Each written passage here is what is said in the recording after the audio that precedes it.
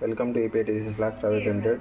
Today we came with a new project. This is about smart spoon for blind people, and this project is about measuring small weights which are using in our regular kitchen, and by giving output as a voice for the blind people, they cannot measure the weight of. They cannot see how much grains are using for the foods they are preparing, so that this device will be very helpful.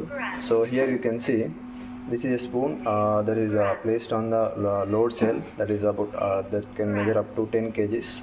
And here you can see some weight is measuring, a voice is coming from my mobile through the Bluetooth communication, and is telling 2 grams because we are having some accuracy issues, that is plus or minus 2 grams. So defaultly it is showing 2 grams.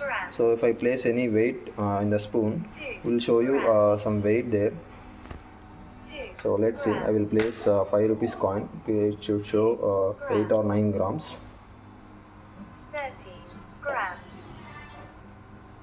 14 grams, 14 grams, 14 grams, 22 grams, 22